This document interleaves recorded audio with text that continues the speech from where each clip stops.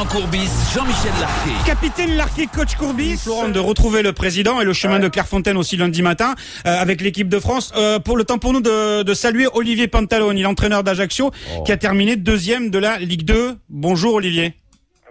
Bonjour, on va le laisser entre les mains du coach. Hein.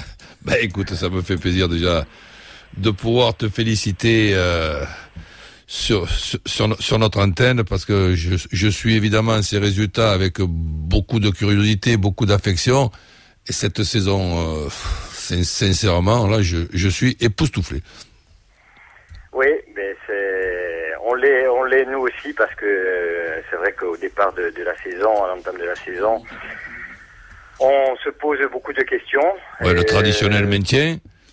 Pardon ? Le traditionnel maintien, le plus rapidement possible, et puis après, on ne sait pas, on verra bien. Ça, oui, non, et puis je me souviens, on sentait, enfin, moi, dès le stage, j'ai senti quand même qu'il y avait un groupe qui avait de la qualité. Maintenant, tu sais comment fonctionne Ajaccio, un groupe restreint, des infrastructures peu évidentes, et puis 6e journée de championnat, on comptait 6 points. Donc c'est vrai qu'on commençait un peu à se gratter la tête pour se demander comment on allait faire pour se maintenir.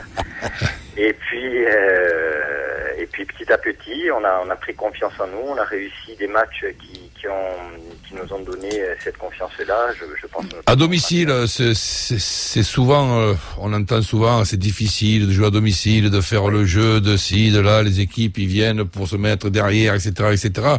Et bizarrement, c'est là que vous faites quand même la grosse saison. Et oui, puisqu'on finit meilleure équipe à domicile cette saison. On a fait quasiment le plein de points. C'est ce qui nous a permis. On s'était fixé un challenge en début de saison. Il y a Bati qui est venu gagner avec Nantes. Voilà, exactement. On s'était fixé un objectif, c'était celui de prendre le maximum de points à domicile pour assurer notre maintien plus aisément cette saison. Alors c'est peu évident, mais on a eu sur le plan offensif des joueurs qui sont arrivés cette année à Ajaccio et qui nous ont amené un plus par rapport aux années précédentes où c'est vrai on avait une équipe plus à vocation défensive et il était difficile quand on jouait à Ajaccio de prendre le jeu à notre compte et d'arriver à nous imposer. On était plus à l'aise à l'extérieur parce que plus solide défensivement et c'est ce qui à l'inverse de cette année où on a pris beaucoup de points à domicile et un petit peu moins à l'extérieur, si ce n'est sur la fin de championnat, on a retrouvé certaines valeurs. Olivier, avant de vous libérer, pas d'inquiétude en ce qui concerne la Ligue 1, au-delà de la DNCG, où apparemment financièrement tout est dans le vert, mais en revanche pour le stade, ça a l'air d'être un peu plus compliqué?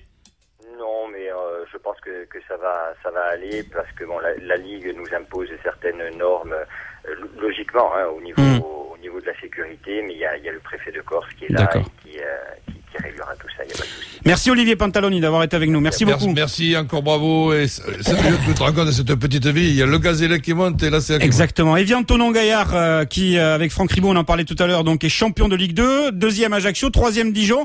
Bernard Niecki, que tu souhaitais avoir dans l'Arc et Foot ce matin.